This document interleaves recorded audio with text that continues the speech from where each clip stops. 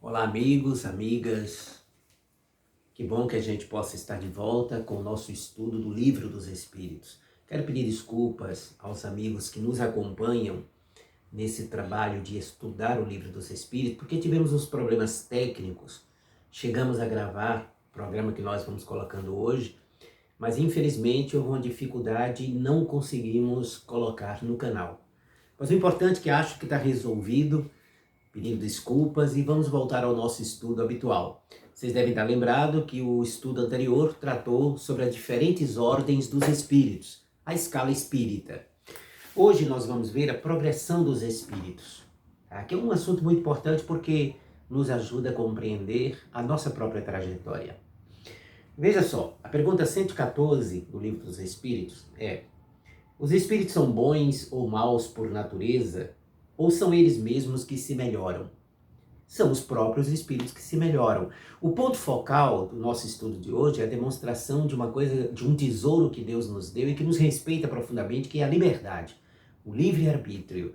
Então somos nós, cada individualidade, cada espírito, que se melhora ao longo do tempo e através dessa melhoria, devido às suas experiências, às suas escolhas, ao seu livre-arbítrio, nós passamos de uma ordem para outra ordem melhor.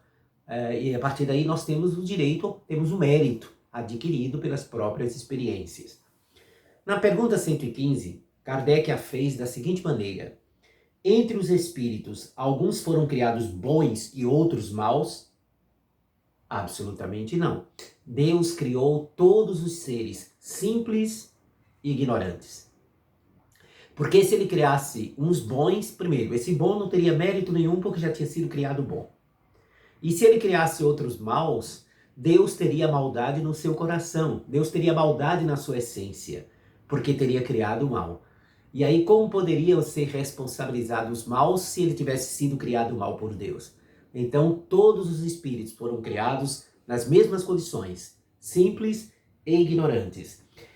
E a partir daí, a felicidade ela vai sendo percebida pelos espíritos à medida que cada indivíduo, que cada espírito vai sintonizando com a harmonia da lei de Deus.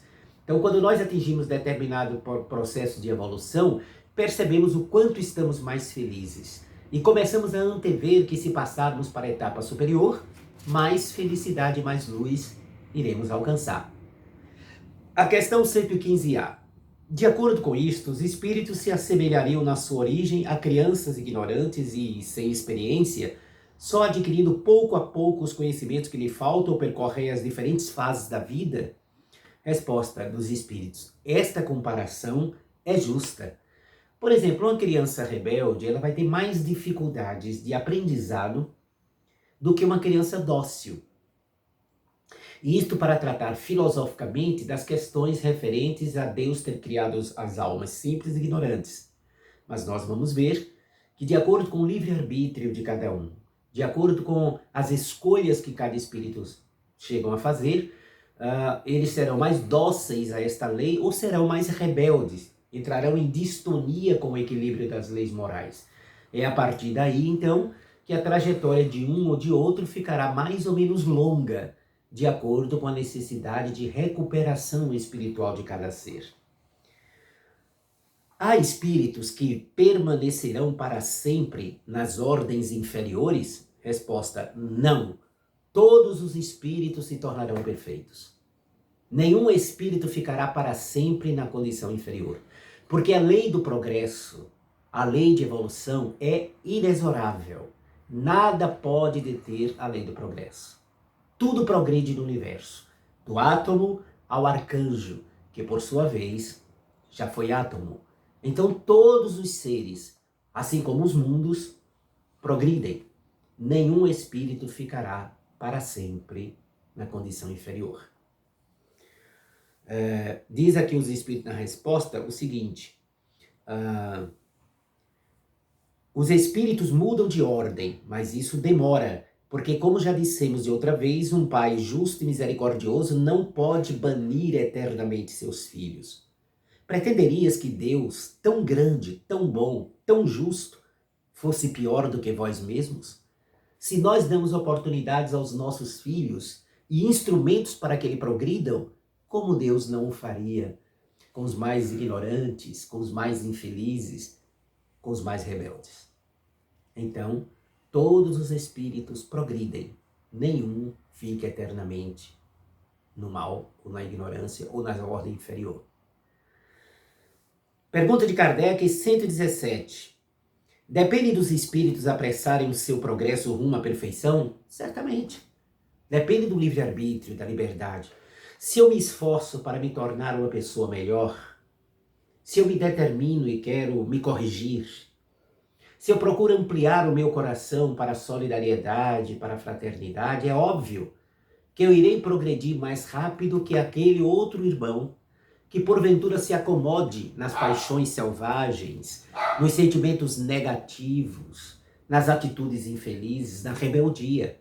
Então aquele que permanece de coração mais endurecido, naturalmente que ele irá desencadear um retardamento no seu processo. É óbvio que ele vai permanecer mais tempo naquela condição infeliz, enquanto que outros, com o uso do livre-arbítrio, mais rapidamente alcançará a perfeição espiritual relativa, porque a perfeição absoluta, só Deus. Vamos ver a pergunta seguinte, a 118. Os espíritos podem degenerar? Resposta, não. À medida que avançam, compreendem o que os distanciava da perfeição. Quando o espírito termina uma prova, fica com o conhecimento que adquiriu e não o esquece mais. Pode permanecer estacionário, mas não retrograda. Gente, esse é um ponto importante da filosofia espírita. Quando nós atingimos determinado patamar, determinado estágio, determinadas conquistas, a gente pode estacionar ali, mas não regrediremos.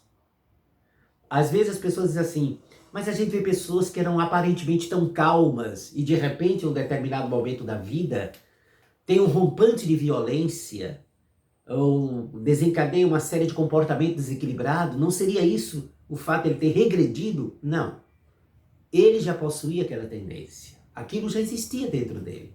O fato dele aparentar calma, o fato dele não ter tido nenhuma atitude mais infeliz no passado, talvez foi por falta de oportunidade.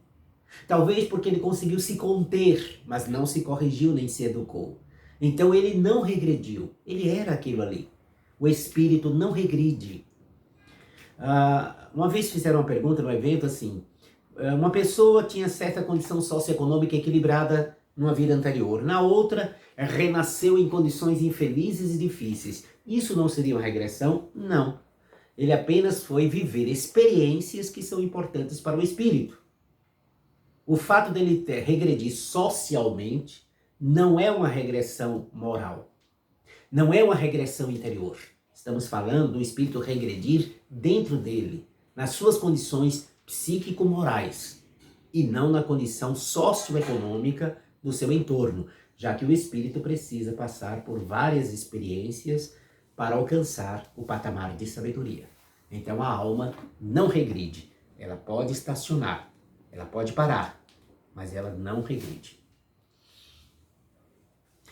Pergunta 119. Deus não poderia isentar os espíritos das provas que devem sofrer para chegar à primeira ordem? A pergunta de Kardec parece ser tola, mas a tarefa do codificador foi compreender todas as possibilidades. Então a pergunta dele é aparentemente tola. Deus não poderia evitar determinadas provas, a gente passar por certas provas para chegar à perfeição, à primeira ordem? Resposta. Se eles tivessem sido criados perfeitos, não teriam mérito para desfrutar das benesses dessa perfeição. Onde estaria o mérito sem a luta? Aliás, a desigualdade que existe entre eles é necessária às suas personalidades. E depois, as missões que eles cumprem nos diferentes graus da escala estão nos desígnios da providência para a harmonia do universo. Então, gente, primeiro seria parcialidade divina, né? Se ele escolhesse, por exemplo, uns espíritos, como já vimos, para a perfeição. Segundo, um dos fundamentos da filosofia universalista espírita é exatamente o fato da meritocracia, do espírito conquistar o mérito. edificar ou conquistar o reino da luz que há dentro dele em estado de germen. Então todos os espíritos, eles passam pelas mesmas experiências e necessidades. Consequentemente, o valor é o mesmo para todos os indivíduos e será sempre assim, porque a lei de Deus é tão perfeita que não muda em relação à sucessão da eternidade. Porque ela é tão perfeita que ela não precisa mudar, ela contempla a possibilidade de nós escolhermos caminhos errados. Mas a perfeição da lei sempre indica que todas as almas terão que adquirir o mérito, conquistará em si mesmo e por suas forças, pelo uso da vontade do bom livre-arbítrio, conseguirá alcançar patamares maravilhosos. Isto é o impulso para todos os seres. Pergunta 120. Todos os espíritos passam pela fieira do mal para chegar ao bem?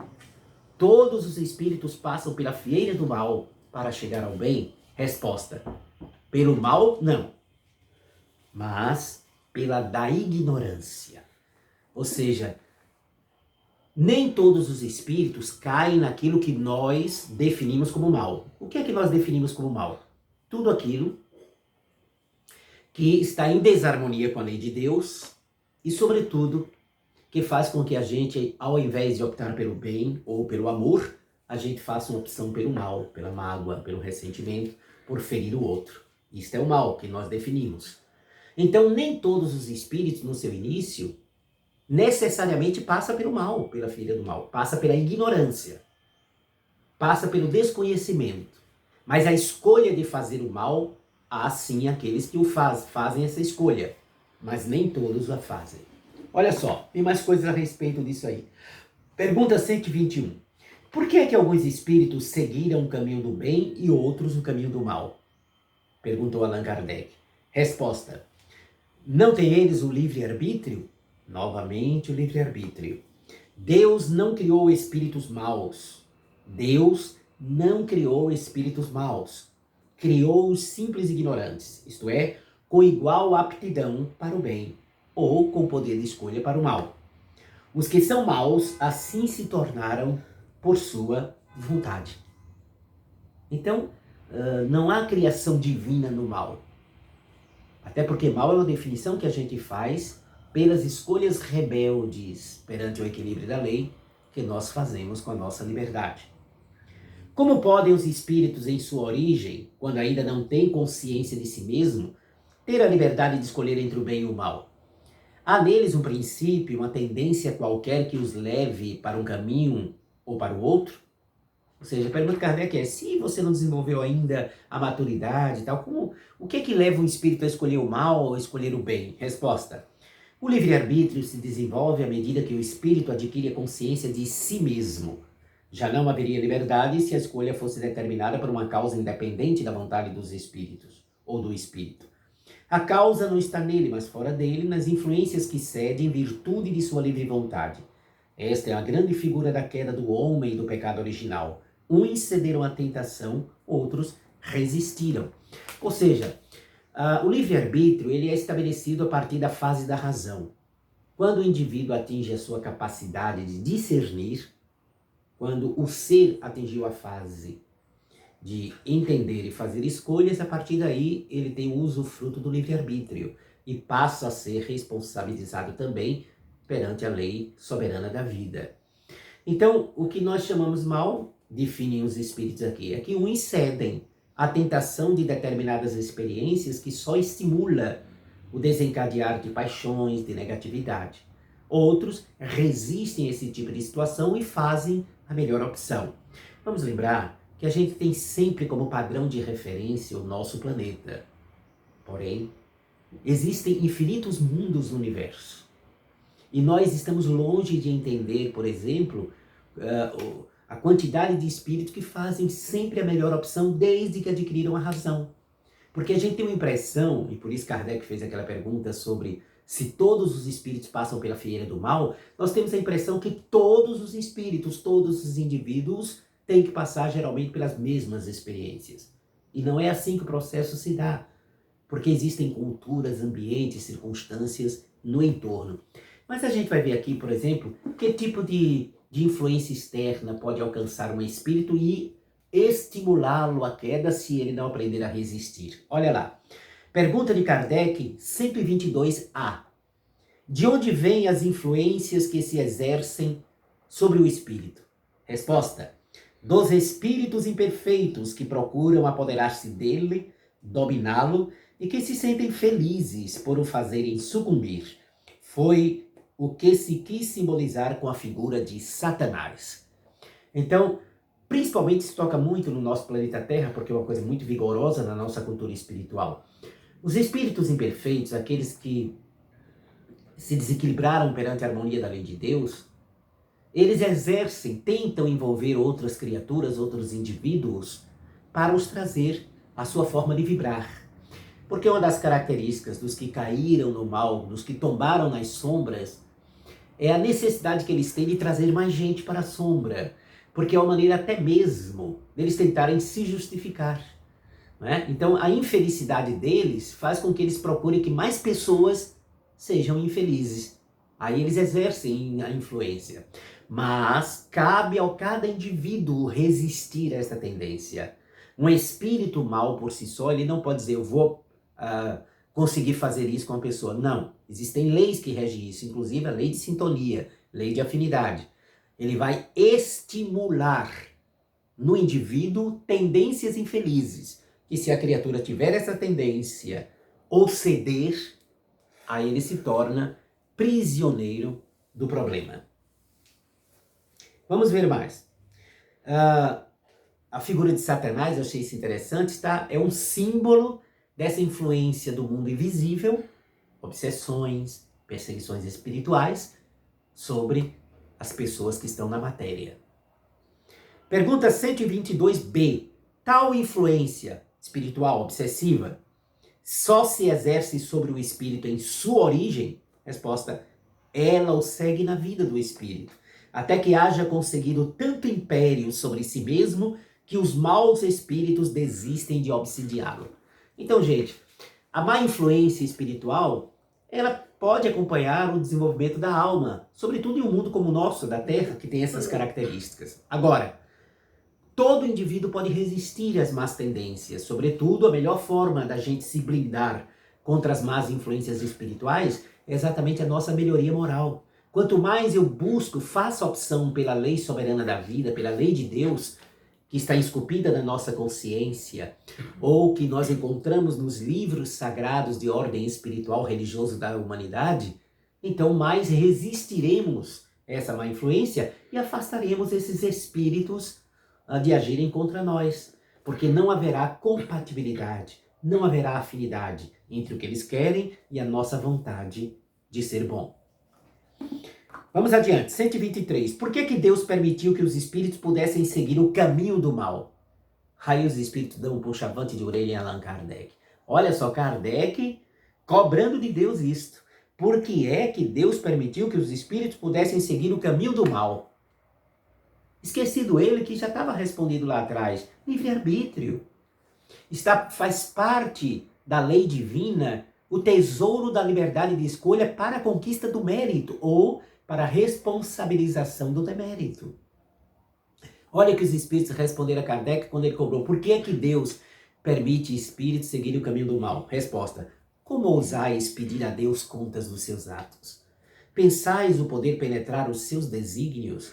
No entanto, podeis dizer isto: a sabedoria de Deus está na liberdade de escolher, que ele deixa a cada um, pois cada um tem o mérito de suas obras. Aí é o ponto focal.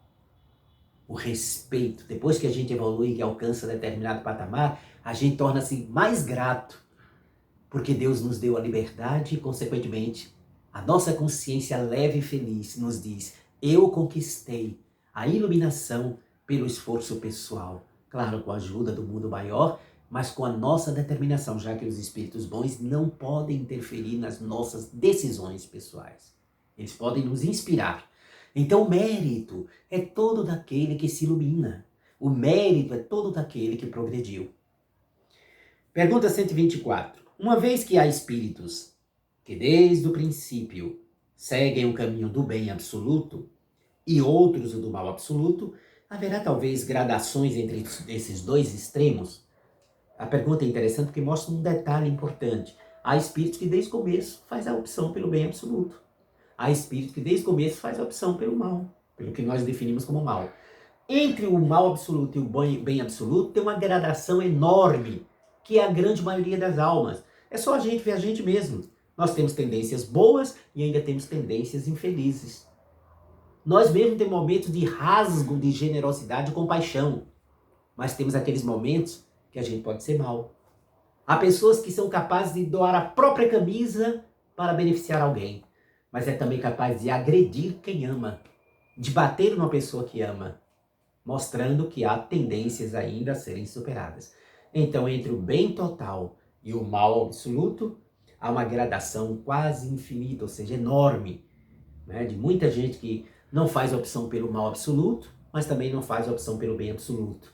Começa a ter experiências até que se define pelo próprio bem. Pergunta 125. Os espíritos que seguiram o caminho do mal poderão chegar no mesmo grau de superioridade que os outros? Sim, mas as eternidades serão mais longas para eles. Ou seja, que são as eternidades serão mais longas para esses espíritos? Se eu, desde o começo, fiz a opção pelo mal, eu chegarei um dia ao bem. Só que essa trajetória dará a mim uma sensação de maior distância, de uma viagem mais longa, do que para aquele que desde o começo fez a melhor opção.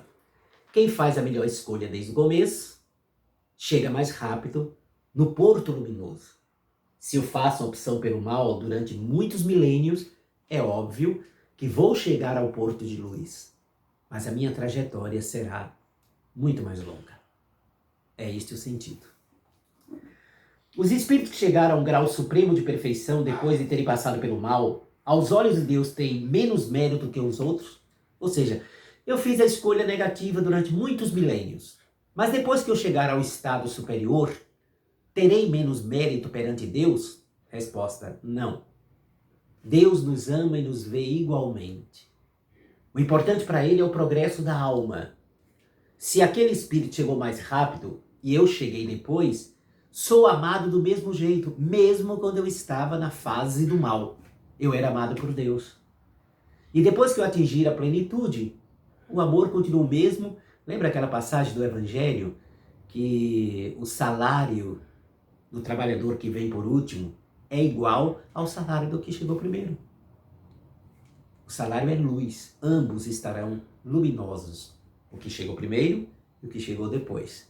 É óbvio que o que chegou primeiro já frui da felicidade, da plenitude. E o que vem depois vai começar a fluir. Mas o amor de Deus perante cada um deles é o mesmo. Os espíritos são criados iguais quanto às faculdades intelectuais? São criados iguais, mas, não sabendo de onde vem, é preciso que o livre-arbítrio siga o seu curso. É a mesma reflexão que a gente vem tratando desde o início do nosso estudo. Então, são as escolhas de cada um que faz com que uns se desenvolvam mais intelectualmente do que outros. Né? Normalmente, a gente se desenvolve primeiro intelectualmente, para através da inteligência desenvolvida irmos compreendendo melhor a lei de Deus, a lei universal. Isso é natural. Mas tanto o desenvolvimento intelectual quanto moral obedece ao livre-arbítrio de cada um. Então, gente, esse é o nosso estudo de hoje, né, sobre a progressão dos espíritos, né, os seus desenvolvimentos. E espero que tenha ficado claro para vocês, tenha facilitado o estudo. Dê uma olhadinha lá no Livro dos Espíritos. E muito obrigado por estarmos conosco, por estarem conosco neste estudo no nosso canal. Um grande abraço e muita paz a todos.